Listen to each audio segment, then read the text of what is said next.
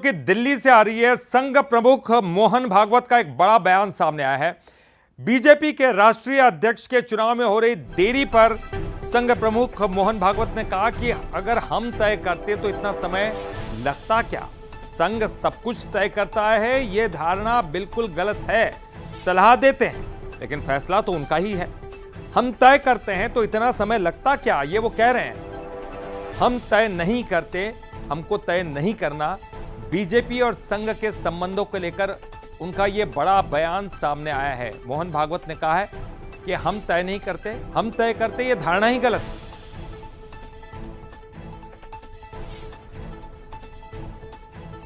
और सब कुछ संघ तय करता है, ये पूर्णतः गलत बात है। ये हो ही नहीं सकता। तो इस मामले में सलाह तो दे सकते हैं, सलाह तो दे सकते हैं, क्यों देखने से भी सीखते हैं लोग, परंतु डिसीजन तो उस फील्ड में उनका है, इस फील्ड में हमारा है। इसलिए हम तय नहीं करते। हम तय करते तो इतना समय लगता क्या।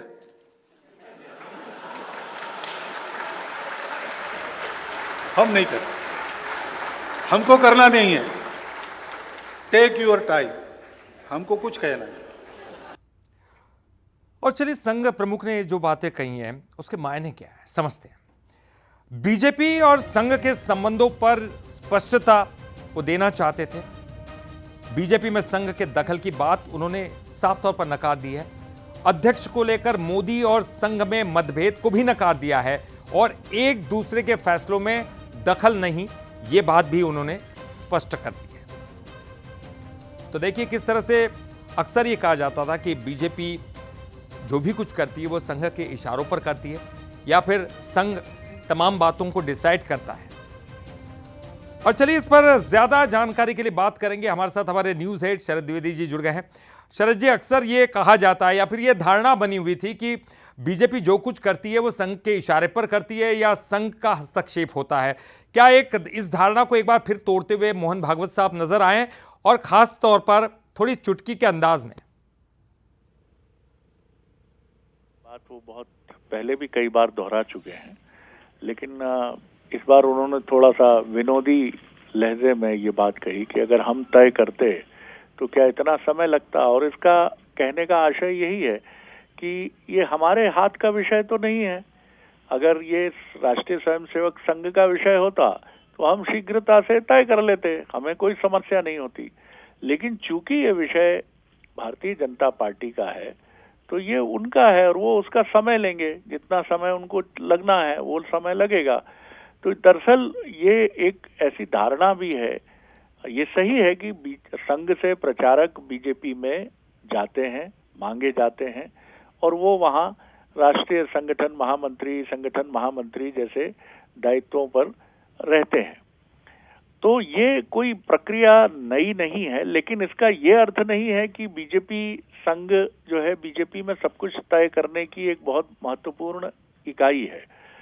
लेकिन चूंकि संघ का विचार बीजेपी ने आत्मसात किया है और बीजेपी के शीर्ष पदों पर बैठे बड़े नेताओं से लेकर निचले स्तर तक एक अद्भुत सम्मान संघ के प्रति दिखता है, तो मीडिया से लेकर सभी लोगों में जो संघ को नहीं बहुत करीब से निकट से देखते हैं, उनके मन में ऐसा एक परसेप्शन बन जाता है कि संघ बीजेपी को संचालित कर रहा है।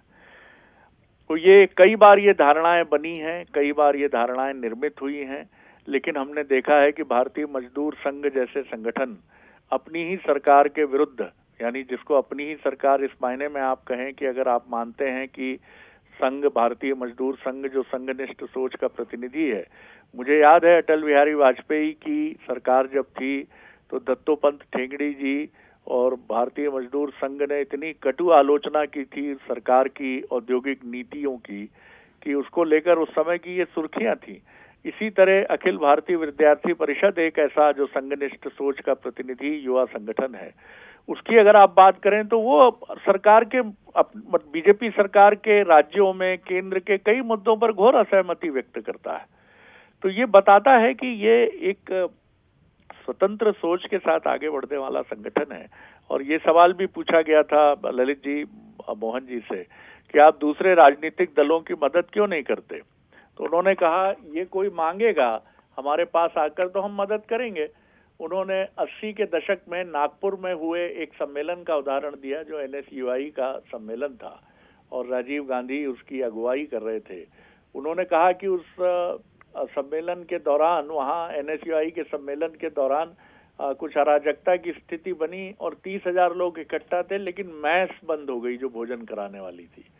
तो उस समय के जो सांसद थे नागपुर के, उन्होंने, भागवत जी उस समय प्रचारक होते थे नागपुर में, उनको फोन किया और कहा आपकी मदद की जरूरत है, हमारी मेस बंद हो गई है।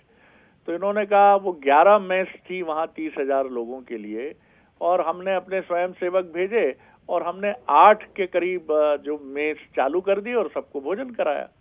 तो जो हमसे मदद मांगेगा उसमें संघ बीजेपी या कांग्रेस का भेद नहीं करता है।